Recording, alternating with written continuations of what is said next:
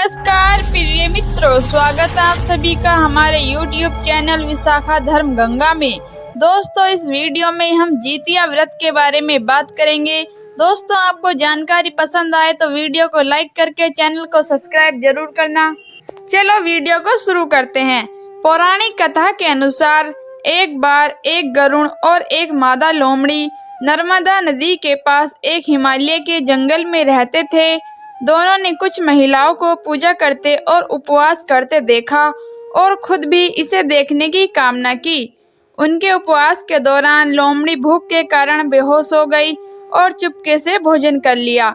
दूसरी ओर चील ने पूरे समर्पण के साथ व्रत का पालन किया और उसे पूरा किया।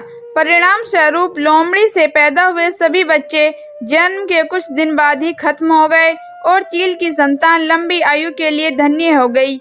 इस कथा के अनुसार जीमूत वाहन गंधर्व के बुद्धिमान और राजा थे। बुद्धिमान जीमूत वाहन शासन बनने से संतुष्ट नहीं थे और परिणाम स्वरूप उन्होंने अपने भाइयों को अपने राज्य की सभी जिम्मेदारियां दी और अपने पिता की सेवा के लिए जंगल में चले गए। एक दिन जंगल में भटकते हुए उन्हें एक बुढ़िया विलाप करती हुई मिलती है। उन्होंने बुढ़िया से रोने का कारण पूछा।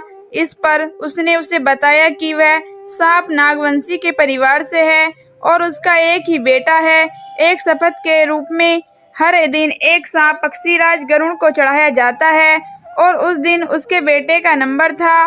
उसकी समस्या को सुनने के बाद जीमूत वाहन ने उन्हें आश्वासन दिया कि वह उनके बेटे को जीवित वापस लेकर आएंगे।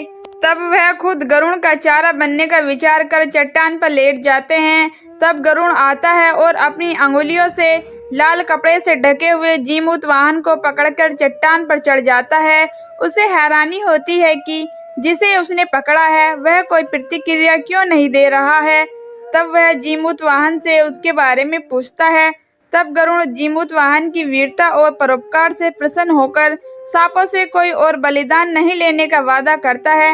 मान्यता है कि तभी से ही संतान की लंबी उम्र और कल्याण के लिए जितिया व्रत मनाया जाता है।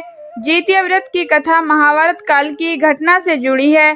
कथाओं के अनुसार महाभारत युद्ध में अपने पिता गुरु द्रोणाचार्य की मृत्यु का बदला लेने की भावना से अश्वत्थामा पांडवों के शिविर में घुस गया। शिविर के अंदर 5 लोग सोए हुए थे। अश्वत्थामा ने उन्हें पांडव समझकर मार दिया, परंतु वे द्रौपदी की 5 संतानें मारी गई।